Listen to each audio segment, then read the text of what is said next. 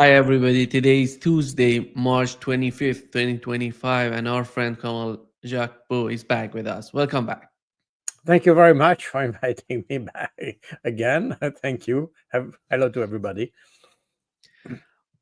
Colonel, let's get started with the conflict in the Middle East between the United States and Yemen.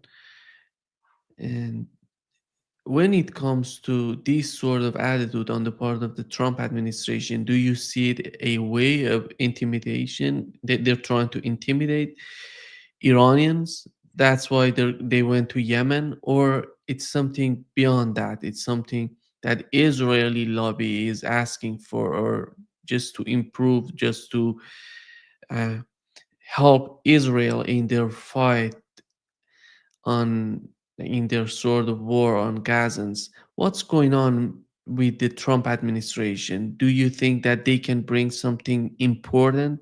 Can they bring some changes in the Middle East with the new attitude? Well, the US could, and the new administration could bring something new in the Middle East.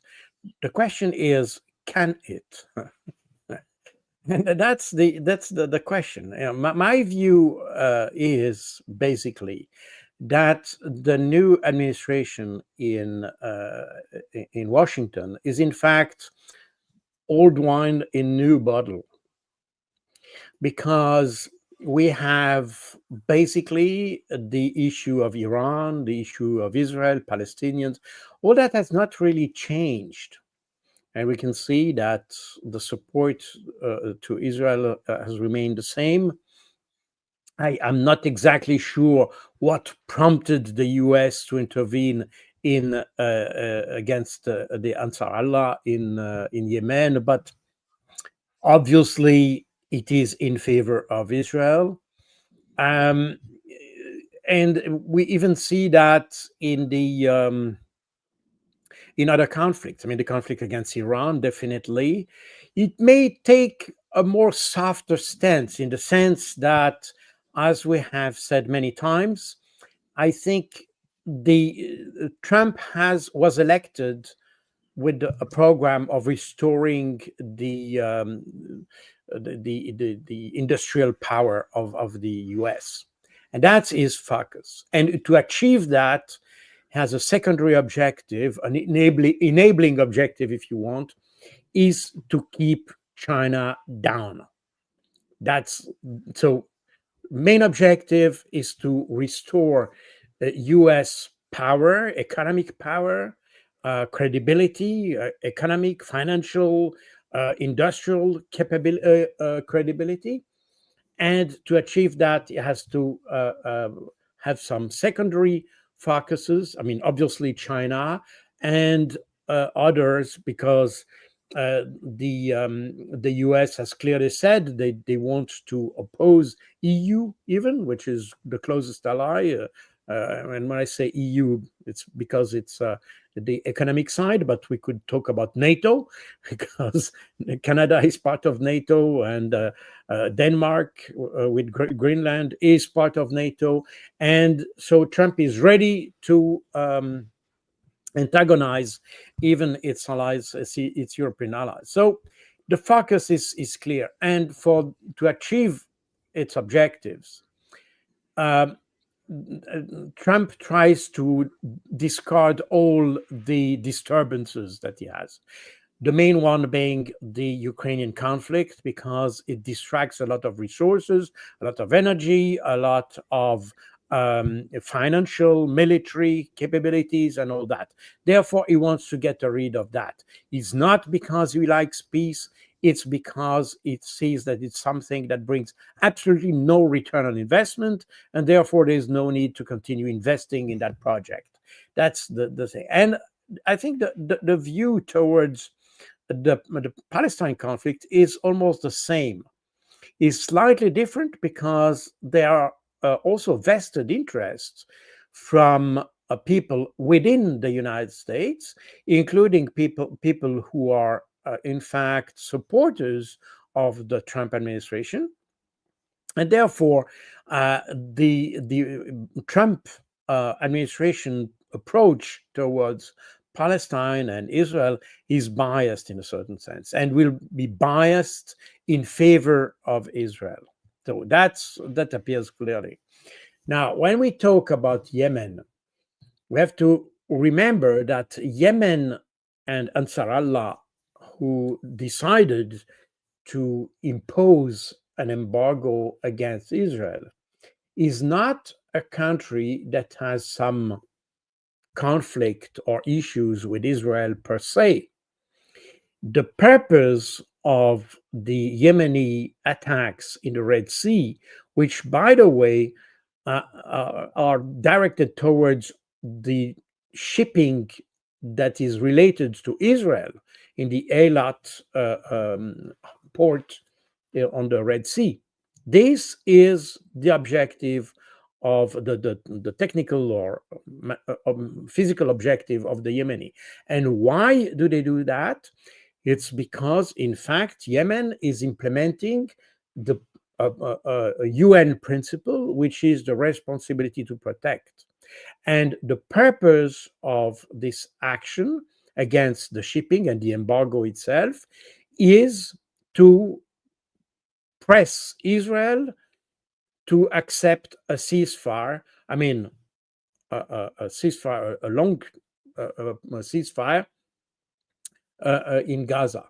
And as the ceasefire was announced last year, in November last year, and started to be implemented, then the Yemenis stopped firing and stopped their firing against the shipping and the embargo, because that was the purpose, to force the Israelis to accept the ceasefire.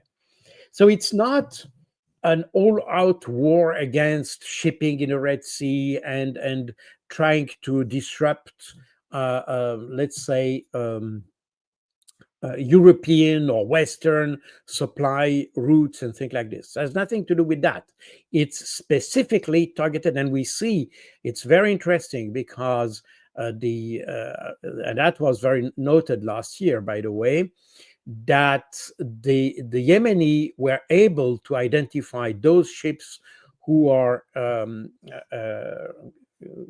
directed towards Eilat, I mean the Israel, and they know exactly that, so they can check the transponder of the ships and target the ships accordingly. That's the reason why a lot of ships, by the way, especially those who are bound to Eilat and Israel, they turn off their transponder to make the things more complicated for the Yemeni. But I mean, the Yemeni have a very targeted approach. It's not something which is totally indiscriminate, as we tend to see in our media. So that's very important. On the other hand, I can understand or have some understanding for the Americans that want to keep those line of communication secure, and I understand that. But myself, I'm not so in favor of these unilateral embargoes and unilateral measures, including the enforcement of that. But we have to realize that what the Yemenis are doing is, in fact, exactly the same as what the Americans are doing in other areas, where they impose embargo and they enforce embargo with the US Navy. So that's exactly the same thing. Personally, I think it should not be an accepted practice that is valid for the Yemenis as for the Americans. The problem is that the West has started with this kind of policies, and now we have other actors who are taking exactly the same attitude and the same strategies as the Western powers. So that's somehow or disregard for international law tends to backfire on us, and that's a case in point for the Yemenis. So I can understand the reaction of the Americans. The problem is that, in my view, if Trump would have a different approach to the problem, they would probably first make sure that the Israelis implement the ceasefire as it was signed, because so far we have seen that the Israelis have never, I underline twice, they have never implemented agreements as they were signed. And we have another example right now. This is the ceasefire that was agreed upon sorry, I said before November. November was the ceasefire in Lebanon, in South Lebanon, which is not respected by Israel either. And in Palestine, it came in January. Sorry, I mixed up things. But in any case, this is the same thing. The Israelis have never respected a ceasefire. And by the way, that's exactly what has prompted the creation and the success of Hamas, because uh, as opposed to the Palestinian Authority, who accepted those breach of ceasefires repeatedly, the Hamas said, no, we are not accepting that anymore, and we will react on this. And as I've probably said on your channel already, when we talk about Hamas and we talk about those the firing rockets and things like this, I made a specific research on that. And I noticed that, because I tried to explain what was the criteria for Hamas to shoot or to fire those rockets, especially because those rockets, if you look at even at Israeli statistics, those rockets don't provoke a lot of victims. I mean, the number of victims is minimal. In years, this is probably 10. I mean, there are probably some wounded, but death is minimal. There's probably 10 or 12 or in 10 years. So it's very minimal. So what is the criteria? And I have observed that the Palestinians fired the rockets after the Israelis breach or broke a ceasefire. And now it's interesting to understand the logic or the rationale for the Israelis. Because when the Israelis sign or agree on a ceasefire with the Palestinians, they consider that striking against an official of Hamas or some Palestinian leader or things like that, they don't consider that as a breach of the ceasefire. And therefore, they agree on ceasefires, and the day after, they start striking on a guy. But of course, they come with a bomb, and therefore, they destroy one guy with a bomb that also destroys a whole family at the same time. But they don't consider that as a breach of the ceasefire. And then the Palestinians react by shooting a rocket or a few rockets, even if they make no victims. The Israelis said, well, the Palestinians have broken the ceasefire because we didn't. Because in their own terminology, striking, even if it destroys a family, it's not a breach.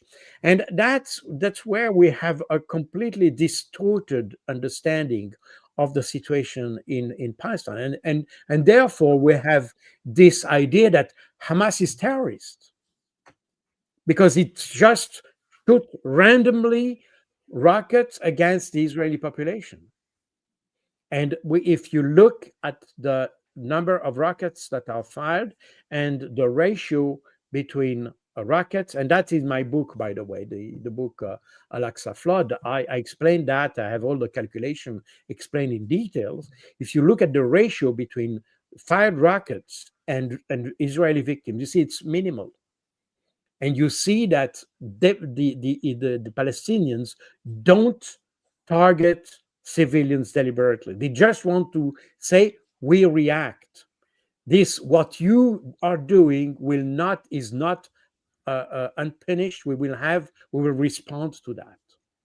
And that's, in essence, this is exactly the essence or the significance of the word jihad. We have a very strange We have developed in the West a lot of strange rhetoric regarding the Palestinians and the Islamic world at large. The word jihad doesn't mean, as we translate it, holy war or things like this. The jihad is not used for the word war. There are other words, harb, qital, and so on, who are used as to define war in Arabic. But um, jihad comes from the word jahada, and jahada means to resist, to make an effort. That's all. And that's exactly what, and that's the reason why, by the way, for a Muslim, the great jihad is this idea that you have to resist to the everyday's temptation to go away from the path of God. So all the temptation to be, basically, it's the idea that when you accomplish your jihad, it's to stay on the path of God. That means you stay on the line of the good. That's the great jihad. And a small jihad is when you have to protect the religion against external aggression. And that's when you have the terrorists are invoking jihad, but also you have jihad in other situations. I mean, when you had the Egyptian army fighting against the Israelis, they were doing jihad. So it's just a way to protect your identity, to protect your way of life, to protect your religion, to protect that from external aggression. So and that's a small jihad. Then therefore we have a poor understanding of that. And when the Palestinians come back to the Palestinians and the rockets, the idea of the rockets is not to have an equal number of victims. It's just the fact that you have to react, to respond. And when you respond, that means you are not accepting the the rule of the other, and that your response, it doesn't need to be a murder. And by the way, it's very interesting to see, even if you read the and although there is no, and that's important to say, there is no ideological relationship between the Palestinians, including the Hamas, and other Islamist groups such as the Islamic State. These are ideologically totally different families, if you want. But in my book on defeating the Islamist terrorism, I have studied all the different families of terrorism. There are a lot of different variants of terrorism within the Arab world, and it's very important to understand that, because if we want to defeat the terrorism, then you cannot use one strategy that fits for all. Each segment, each particular case needs a specific strategy. And that's exactly the reason why the West has never been able to get rid of terrorism, because in fact we tend to amplify the problem rather than solve it. But nevertheless, there are some commonalities. And it's very interesting when you read the ideological basis of the Islamic State, for instance. They say explicitly you don't need to make a lot of victims. The number of victims is not important. The action is important. What is important is that you show that you act. Now, the context for the Islamic State is very different from the one of the Palestinians, but the idea remains the same. This is not the number of victims that gives you the victory. And I have explained that already, that because of the principle of jihad, the idea of victory is totally different from a Muslim than for a Christian. I mean, I have made military academies and things like this, and in the West, when we learn the art of war, we tend to define victory by the destruction of the enemy. In in the Islamic world at large, that's valid for all, very much at large in the Islamic world. Victory is not defined as the destruction of the enemy. Victory is defined as uh, the fact that you didn't give up responding to the enemy. So the worst, if you give up, you accept the violence of the other, then that's the defeat. The victory in the Islamic sense is a victory on oneself, not on the enemy. You are victorious even if you get destroyed, even if you get killed, but you resisted. You are victorious. That's extremely important to understand, because that's explain all the relationship. That's explain why for the Hezbollah they don't really care how many casualties they have, because as long as they resist, they are victorious. And to some extent, we have seen exactly the same thing in Gaza, by the way, meaning that, in fact, if you look at it from a strategic point of view, Israel is giving victory to the Palestinians because they resist and they didn't give up resisting. The problem is that Israel thinks in the Western way, because it's a country, despite they say that they have been there 2,000 years ago, things like this. No, this is obviously not true. They have a European mindset. They are Europeans, and if you look at the population in Israel, practically none of them are originated from the region. They all come from the outside. That starts with Netanyahu, who used to be Polish, and Ben-Gvir, who used Smotrich, I think. Wait a minute. I may make a confusion, but I think Smotrich used to be from Ukraine, and Yeah. Ben-Gvir to be a settler, in fact, originally. But the settler coming from Europe again. I think he has origin from Poland or things like this. So they all come from the outside, meaning that they are not able to understand the local mindset. And that explains why Israel has never managed to integrate itself in the region, because they arrived in this region in 1946. I mean, after Second World War and the subsequent years, they came from Europe, and they came with a European mindset. And even those who settled before, I mean, take Golda Meir. Golda Meir came from Odessa in Ukraine. Ben Gurion came from Poland also. So even if they arrived in Palestine in the 20s or so, they still came from Eastern Europe, and they all come from the same region, by the way. It's Ukraine, Poland, essentially those countries, Czech Republic, and things like that. So they're all coming from this part of the world.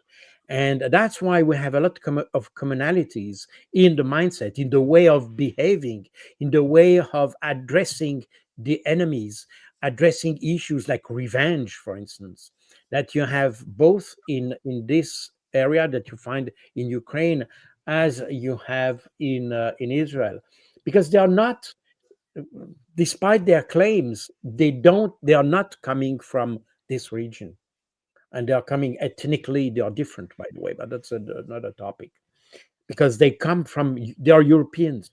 And the problem, coming back to Palestine, because of this European mindset, for them, they don't care if they give the victory to the Palestinians. They just want to get rid of them. Therefore, that's why they are, in fact, destroying the Palestinians.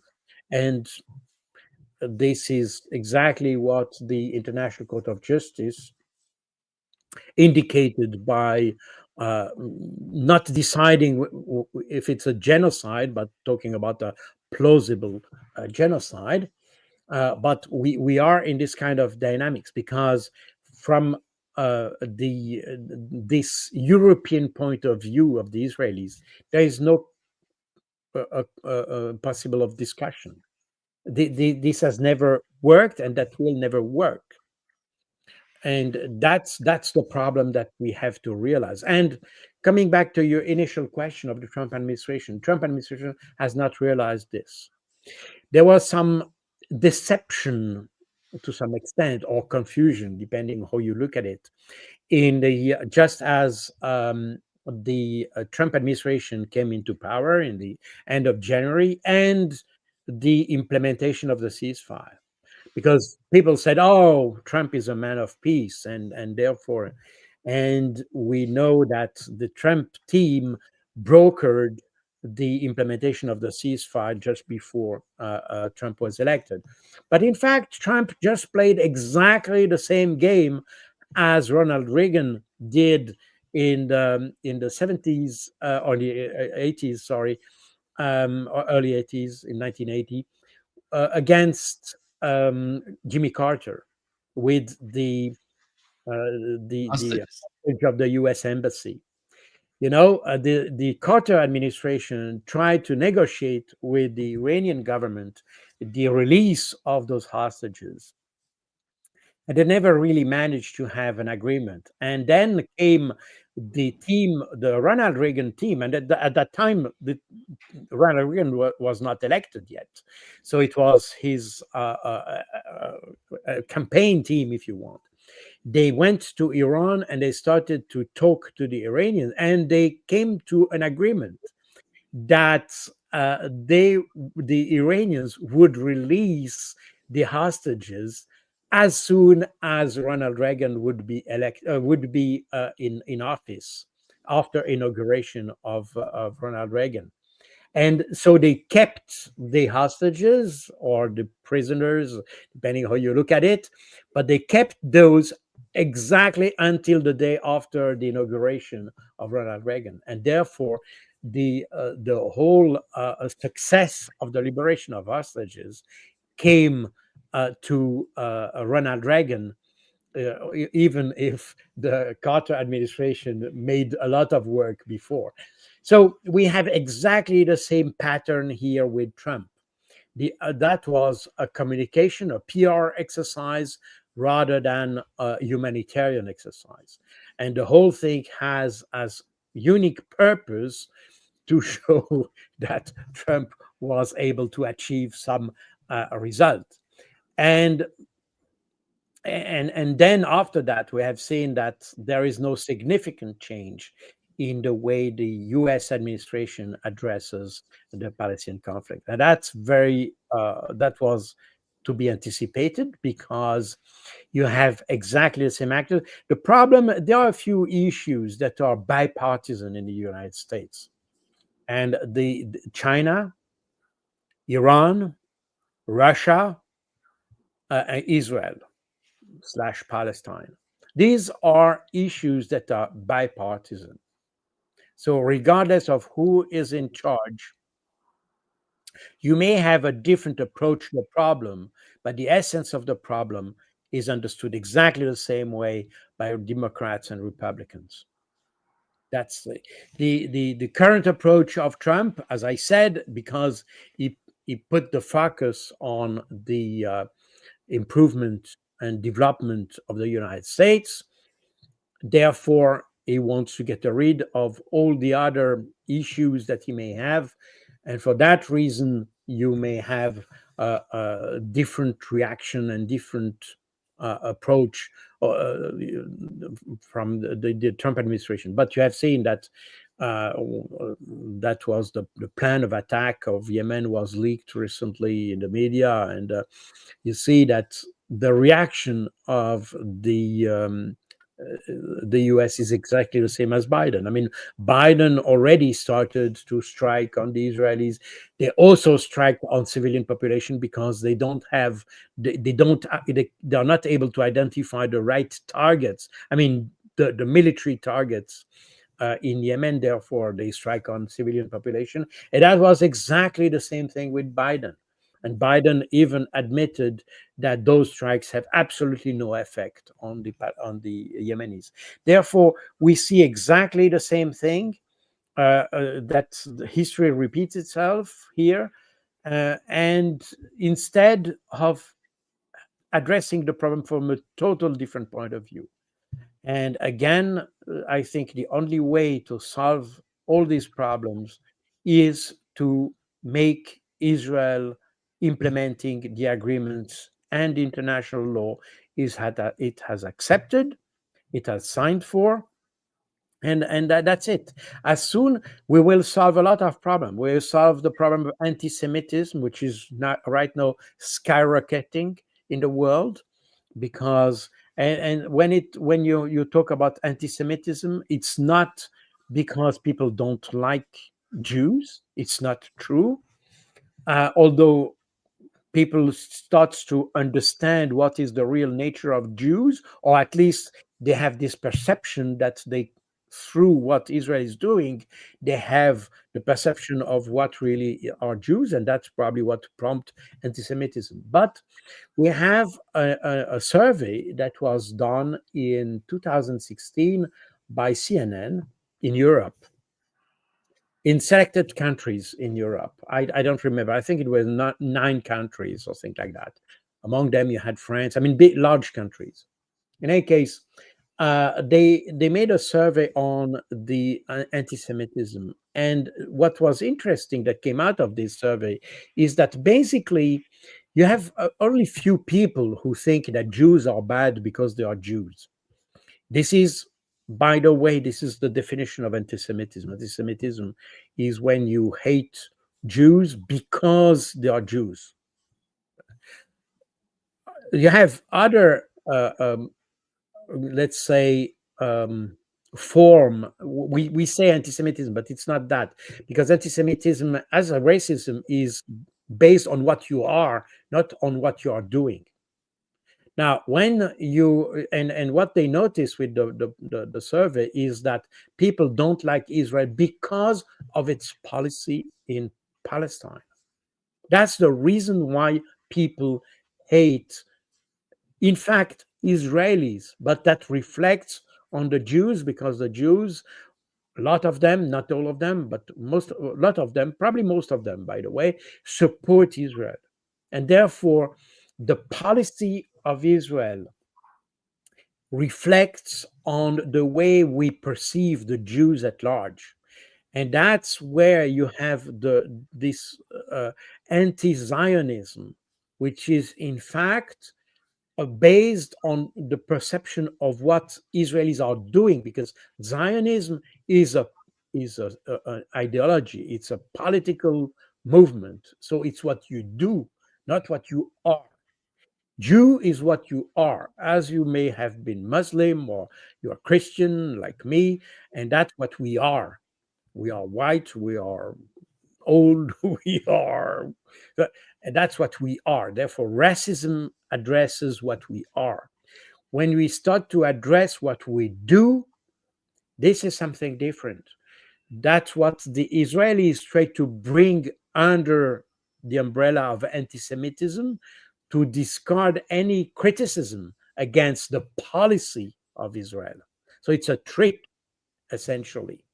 But what came out of this survey is that, in fact, most people have no problem with Jews at all, but they have problems with the way they behave in Palestine, because I think everybody in Europe, even if a lot are scared to say so, because then you're qualified as an anti-Semitist or so, but essentially Europeans, and if you go in the street in Brussels, Paris also, you find nobody who is in favor of Israel, because everybody understands that the situation of the Palestinian is not just, is not the result of the respect of the international law.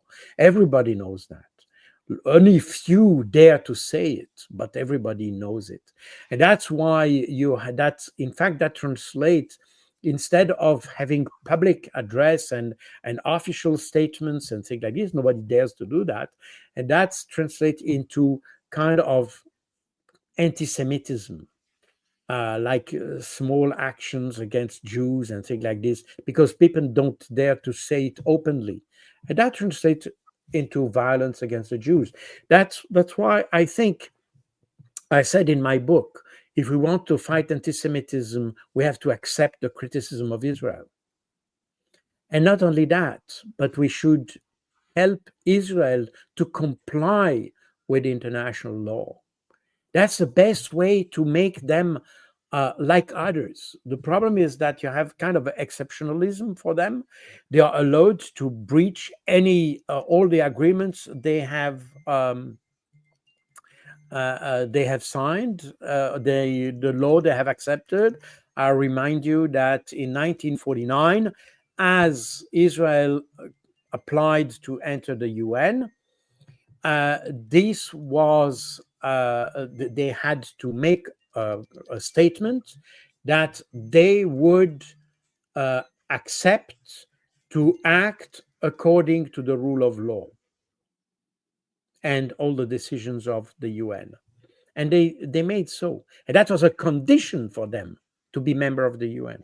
It was a condition. So that's the reason why you have a lot of people saying, well, since Israel is not abiding by its own statement, they should be expelled from the UN. That's you have a lot of people saying that today because the statement of 1991, 49 was an explicit condition. It was a conditionality for Israel to be member of the UN.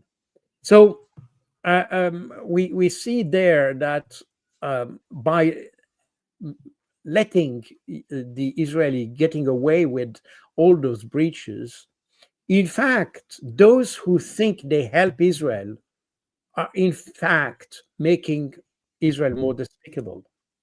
And this is a very strange situation, and nobody has really understood that because we always think in terms of headlines, if you want.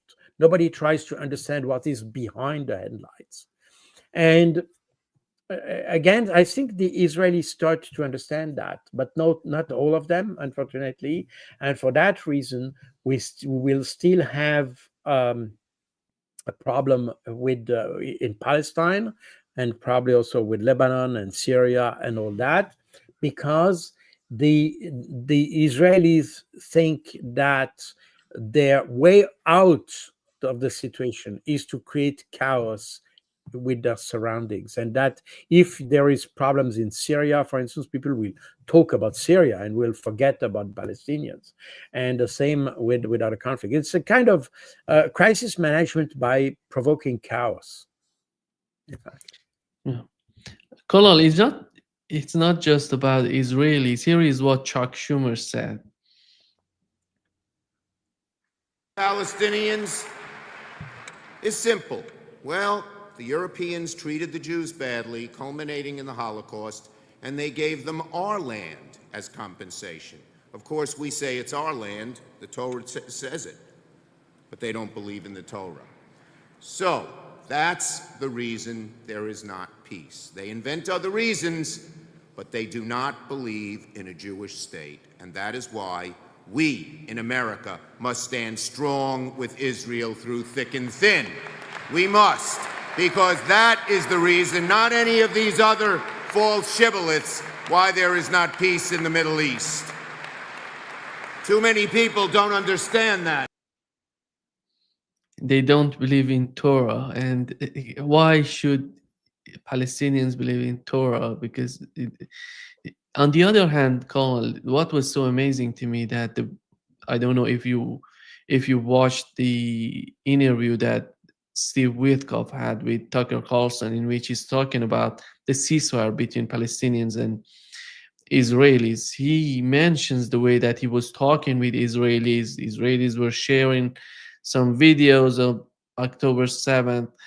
But on the other hand, there is no direct connection between the Trump team between Witkoff and Hamas, they didn't talk with Hamas directly. They were talking with Hamas through Qataris, people in Qatar and officials in Qatar. This is the problem. Even with the situation that they had in between Israel and Palestine, they didn't talk with Hamas. Hamas is important, is a key if you want to reach a somehow a substantial ceasefire or peace in that region. How do you see, you look at Chuck Schumer, Democratic Party, you see the Trump administration coming in and going after some sort of ceasefire and then breaking the ceasefire because Israelis are not willing to get along with the phases that they have defined. The United States has defined these steps. They want to renegotiate and renegotiate everything. Who can trust them this way? Well, I mean, it is probably significant to see that Schumer made this address in the AIPAC meeting. So AIPAC is the lobby movement, the Jewish lobby system in the U.S., and so he couldn't probably say something else.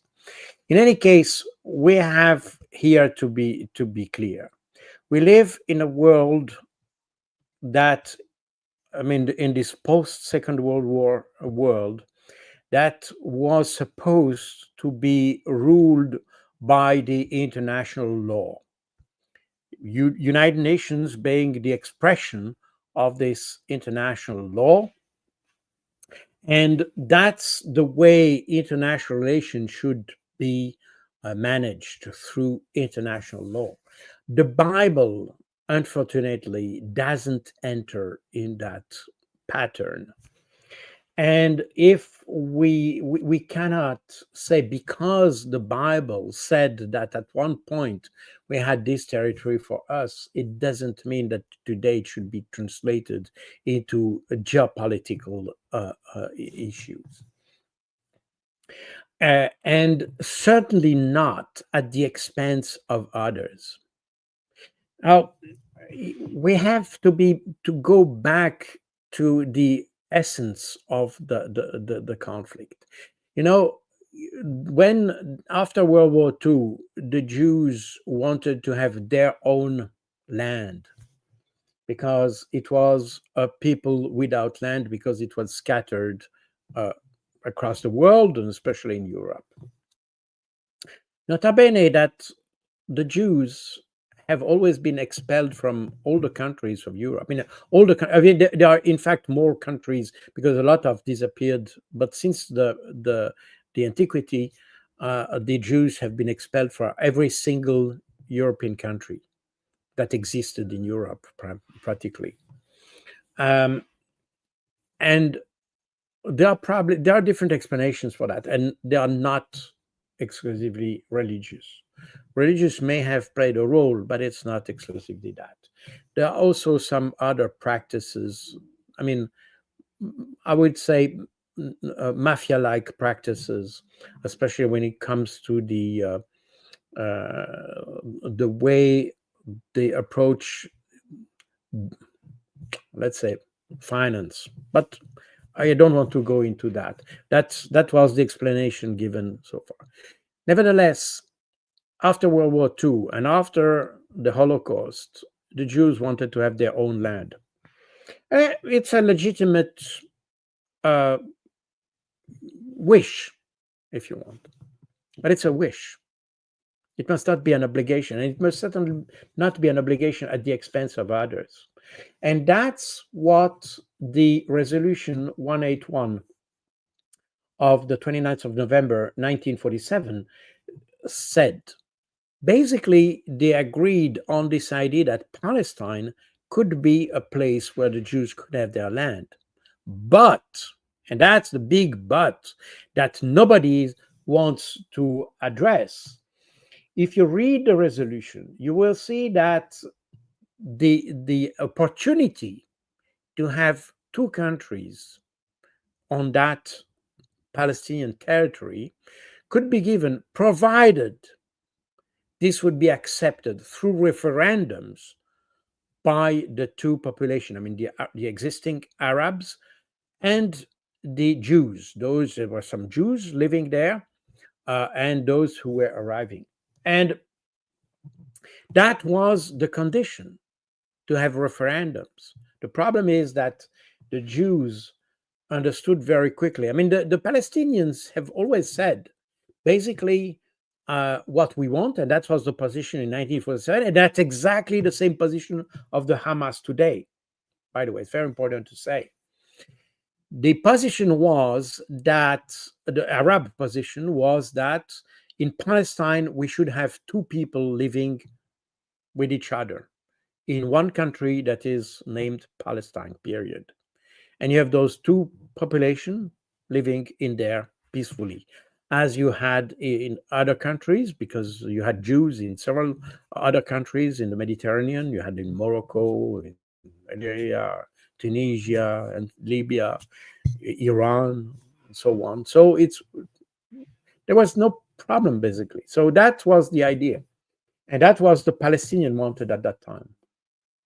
The Israelis, and they were not yet Israelis, the Jews at that time, because Israel didn't exist, the Jews wanted their own country. That means two separate countries with two separate entities. But they realized that if you had a referendum at that time, the Arab population was about 66%, or about 2/3 of the population, and 1/3 was Jewish, meaning that if you had a referendum, there was absolutely no chance that the Jews could have what they expected to have. Therefore, they decided to take by force what they were supposed to take through referendum. And that's why, in fact, that's exactly the point of departure of everything that led to, in fact, because as soon as the resolution was adopted in November 1947, the Jews started to make conquests in 1947 up to the Declaration of Independence in May 1948, and at that point, probably the biggest part of Israel, as we understand it today, that was already conquered. And then because when the Israelis declared independence, that means that somehow they froze the situation. And that's the reason why the Arab countries declared war against Israel, not because they didn't accept the resolution 181. It's not true. It's because they wanted the application of this resolution, and by declaring independence, the Israelis were freezing a situation that didn't comply with the resolution. That's the reason for the war that led to this 1948 war, and that eventually stopped in 1949. By the way, the borders of Israel that we have today are not borders. They are not officially internationally recognized as borders. It's just an armistice line. It's called the Green Line in Israel, and this is temporary border. And the Israeli government, and that's if that was even discussed the day before the Declaration of Independence of the 14th of May 1948. That was this, and that's, you can read that in the memoir of Ben Gurion. He wrote that, so that it's not an invention from me. He describes exactly all the discussions that happened just the day before the Declaration of Independence, and the question was whether Israel should define its borders, and they refused to define the border. So Israel is the only country in the world that has no border, basically, which is very strange for a country that occupies, and that's probably the explanation why they can occupy the territory of others, because they don't abide by international law. So that's a very important thing. And now, just want to address the other point that you mentioned in your question, which is why we don't talk directly to Hamas. And that's where we have something quite perverse here, because by declaring the Hamas as a terrorist organization, we close the door to any direct contact with them. And that's exactly what the Israeli wanted. Nota bene that, for instance, in Afghanistan, the Taliban were not declared as terrorists precisely for that reason. And that's why, during the first mandate of the Trump administration, they engaged into negotiation with the Taliban because they were not declared as terrorists. You have another movement, which is the TTP, that is a Pakistani version of the Taliban, if you want, that is on the list of foreign terrorist organization. On the, you can see that on the list of the State Department. But it's a separate movement. It has nothing to do with the Afghani Taliban. The Taliban, precisely because the Americans anticipated that at one point they would have to talk to the Taliban, they never declared them as terrorists. And that's the reason why they made that. After that, Biden didn't respect the agreement that had been agreed upon between Trump and them. And that's the reason of the catastrophe that happened in 2021 with this withdrawal, chaotic withdrawal of American forces and all that. But that's because Biden didn't respect the agreement that had been made by the Trump administration before. But in any case, the interesting point is that somehow when they entered in Afghanistan, the Americans were keen to manage an exit ramp for the conflict by not declaring the Taliban as terrorists, and therefore to open the door for negotiation. And that's exactly what the Israelis don't want to do, because they have declared all terrorists. I mean, if you are Palestinian, you're basically a terrorist, because they don't want to negotiate and they want to prohibit any kind of negotiation. And that becomes more perverse because, again, when you are in a country, let's say Israel, for instance, and you want to consider your enemy as terrorist, okay, we can agree or disagree with that. But what is more strange is that other countries do the same because they are not threatened by them. And that's very true, for instance, for my country, Switzerland, that decided to consider the Hamas as terrorists. But they decided just a few months ago. You know, the Hamas existed since 1987, and the Swiss never considered the idea of considering them terrorists. But now they do that. And now that prevents the Swiss to act as a mediator in that. And that's exactly where we have this use of word terrorist that is used today for everything.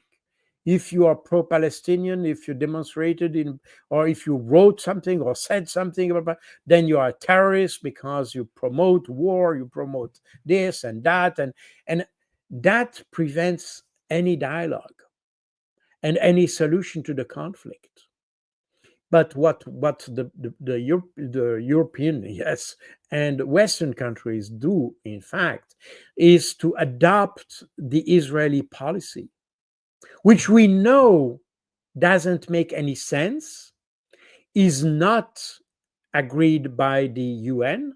I remind you that the Hamas is not declared as a terrorist organization by the UN, meaning that there is no obligation for anybody to consider them as terrorists. So it's unilateral movement that prevent any dialogue. Doesn't make any sense. By the way, if we look at it, there are probably 30 or 35 nations or countries that have declared the Hamas as a terrorist organization. But there are more than 150 others who didn't. you know. So that's a very strange way we approach in the West the international law. As long as it suits us, we apply it. When it doesn't suit us, then we just forget about it.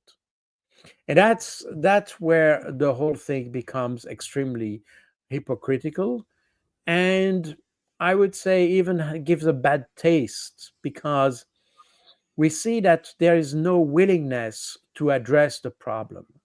And when we talk about, when we see politicians or journalists talking about the situation in the Middle East, they have absolutely no understanding, no historical background, no understanding of who is whom. But they just accept the narrative of Benjamin Netanyahu, which, who, by the way, nobody likes because he's right wing. So in the West, there's kind of ambiguous or paradoxical situation that everybody hates Netanyahu because he's right wing and all that. But when it comes to condemning all the crimes ordered by Netanyahu, nobody wants to condemn that. Nobody wants to criticize that, even if it has been sanctioned and described as war crime, crimes against humanity, and all that. Just as an example, last year the International Court of Justice made an advice based on a request of the UN General Assembly regarding the legality of the Israeli presence in the Palestinian occupied territory, essentially Gaza um, and the West Bank, and declared the Israeli presence illegal. And the International Court of Justice asked the international community to help Israel to comply with the international law that prevent any Israeli presence in the West Bank. But nobody has done anything. Nobody, France, UK is basically the source of the problem, by the way. But anyways, but even Switzerland, they didn't say anything. They didn't try to make any pressure on Israel for making them to abide by the decision of the UN. Nobody has condemned that. Nobody has even tried to approach Israel. Even we can say condemn, and that's probably a negative approach. But you could have a positive approach in the sense that you will say, how can we help you to implement the decision of the International Court of Justice? Can we send a peacekeeping force in the occupied territory in order to ensure that if you have a peaceful withdrawal, then the Palestinians would not take advantage of the situation to attack, even if I'm convinced the Palestinians would not do that. But in any case, the international community could have come up with such ideas, but it didn't. And we see that the international community is very much speechless and makes me be speechless also, by the way, in another sense. But they're speechless when it comes to implement the rule of law. So everybody is then starts to make any kind of accusation against Russia in Ukraine. But when it comes to Israel in Palestine, it's everybody's silent. So there is something wrong.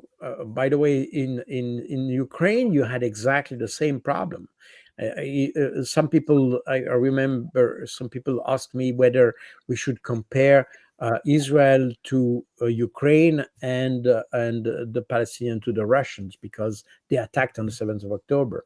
It's wrong. Ukrainians and Israelis are to be compared, are the same the Russians and the Palestinians ought to be compared, because in both cases, the intervention both of Russia and the Palestinians was prompted by the fact that the others, namely Ukraine and Israel, didn't respect the rights of the population, Palestinians in Israel and Russians, ethnic Russians in Ukraine. And and that's what people don't want to understand.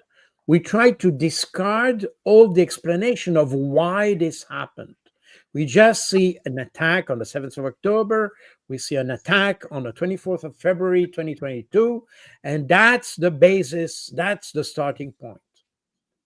But we have to realize that those attacks didn't come into an empty space. That's the result of a situation that was created by the Israelis in Palestine and by the Ukrainians in Ukraine. And the attacks that we have seen in February 2022 and in October 2023 are in fact just a reaction to a situation, because both countries, Israel and Ukraine, didn't respect the international law. Period. That's as simple as that. And and that's what we have to understand. If we start just stick to the headlines of papers to make our judgment, then we will not solve anything, because the memory of the populations goes much deeper than simply the headlines of the papers. If you go to Palestine, the Palestinians have this memory of what happened in 1948 and 1947 even. So you cannot avoid this. The same as when you go in Ukraine.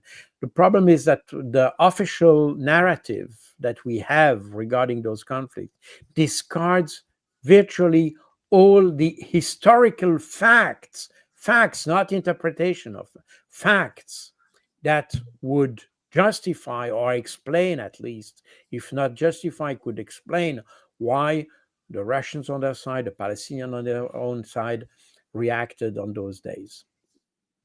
Yeah. Carl, thank you so much for being with us today. And we enjoy the way that you're explaining and the situation in both. And you mentioned that these two are connected, and let's hope that we can get something from, first of all, Palestine, and then in Ukraine. It seems that the situation in Ukraine is much more positive with the attitude of the Trump administration, but I don't see that coming to Palestine and the situation in Palestine. Well, I'm not sure. I mean, we can be a little bit more optimistic, because the problem for Ukraine is that the US was much more involved in that conflict, and therefore there is more, let's say, rationale for US to withdraw from this conflict, because it obviously, as I explained before, in Ukraine, the US invested a lot of resources, and so they have more reasons to try to disengage from Ukraine, and that's probably what may help. But the complexity of the problem in Ukraine appears to have been unexpected by the Trump administration. And that's exactly when you see exactly what Witkoff said in his interview, both conflicts. You would see that he didn't get it exactly. He understands a lot. I mean, it's an intelligent person, and he understands a lot. But obviously, he is discovering those conflicts, and that was very much the case from Keith Kellogg, who was the predecessor of Steve Witkoff for the Ukrainian conflict. Keith Kellogg, sorry, didn't understand the substance of the conflict, and that's why I think the Trump understood that, and that's why he replaced him with Steve Witkoff. But the problem is that we are so used to have a simplistic understanding of those conflicts that when we start to do a mediating activity, or we start to solve the problem, then we see many layers of the problem that we have not anticipated because we didn't want to understand the complexity of it. Now the Americans are discovering that. That's the reason why we may have a solution in Ukraine, but that will obviously take more time than expected because precisely the Trump administration entered in those negotiations with a very simplistic approach of the problem. And today they're discovering, well, there are other factors that they have completely discarded. That's the reason why all this conflict must be. We don't need to be shy when we assess the conflict. We have to see all the factors, all the root causes, all the. We should have this holistic approach to the conflict in order to have a chance of solving it. But this is the key word, holistic approach. And that means that we understand all the whereabouts, what everything that had or have or has an impact on the conflict. Once you understand all that, this complexity, then you can solve the problem. But before, when if you just want to stick to what your journalist say, then there's no chance you can solve it. The Trump administration and is starting to understand that. Yeah. Thank you so much, Colonel, for being with us today. Great That pleasure as always. my pleasure. Thank you very much for inviting me.